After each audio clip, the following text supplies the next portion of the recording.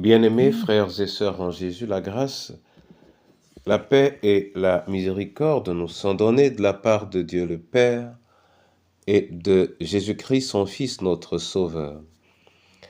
Amen. Pour notre méditation de ce jour, nous allons lire dans le livre d'Exode, au chapitre 2, les versets 1 et 2.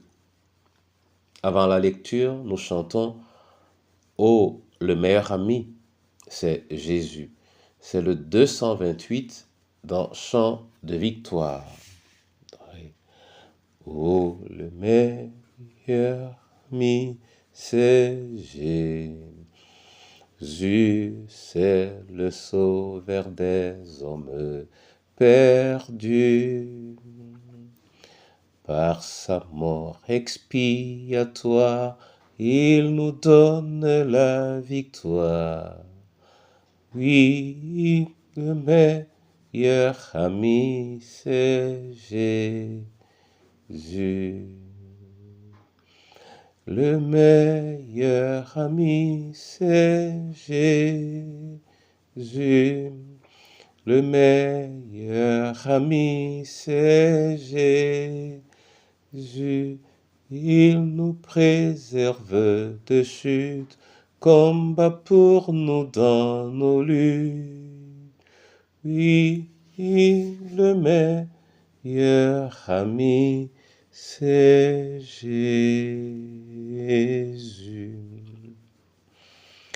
Oui, en toi, Sauveur du monde, nous reconnaissons notre meilleur ami. Sois notre ami dans la plénitude de ta présence, au nom du Père, du Fils et du Saint-Esprit. Amen. Exode 2, versets 1 et 2. Là, il est écrit: un homme de la maison de Lévi avait pris pour femme une fille de Lévi. Cette femme devint enceinte et enfanta un fils. Elle vit qu'il était beau et elle le cacha pendant 3 mois. Amen. Mon frère et ma sœur, ce petit extrait nous raconte les circonstances de la naissance de Moïse, né d'un père Lévi et d'une mère Lévi, dont les noms n'ont pas semblé importants ici pour le narrateur. Ce qui nous est précisé, c'est qu'il était beau et qu'il devait être protégé. Ce que nous découvrirons plus tard, c'est qu'il sera préservé, il sera sauvé. Et, beaucoup plus tard encore, le Seigneur se servira de lui pour sauver son peuple. Mon frère et ma sœur, notre Dieu qui nous a créés à travers l'histoire de notre famille, à travers nos parents et à travers d'autres particularités qui lui sont propres, nous identifie. Et c'est dans sa manière de nous identifier qu'il oriente également et définit notre avenir. Il est important de savoir à quoi il nous identifie. 2 enfants jumeaux et vrais jumeaux n'ont pas, au regard du Seigneur, nécessairement le même avenir, le même destin. Et il faudra que chacun d'eux puisse déceler la réalité de son avenir à travers son passé plus ou moins connu.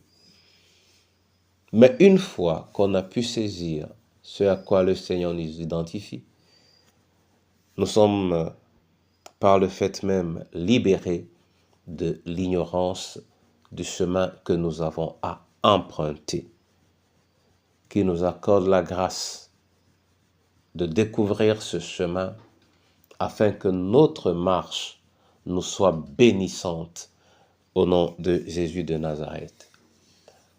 Amen. Père éternel, tu es merveilleux et il n'y a rien qui te soit comparable.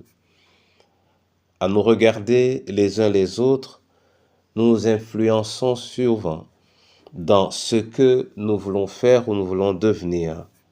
Pourtant, ce n'est pas nécessairement en cela que toi, tu nous identifies. Apprends-nous à découvrir ce à quoi tu nous identifies, Seigneur. Donne-nous de passer du temps à tes pieds. Donne-nous de nous mouvoir à la lumière de ta volonté. Entre tes mains,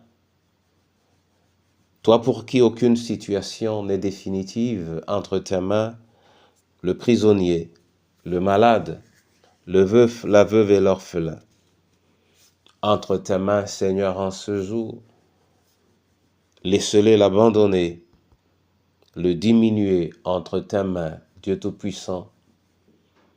Chacune de nos familles, entre tes mains, Seigneur, notre pays, en cette saison trouble, où nos intelligences n'y peuvent pas grand-chose. Aide-nous à ne pas nous laisser détourner ou tromper par ce que nous voyons. Et donne-nous de nous accrocher à ce qui est invisible. Et à ton Église, Père éternel, donne de pouvoir s'asseoir dans ce qui l'a défini, au nom du Père, du Fils et du Saint-Esprit. Amen.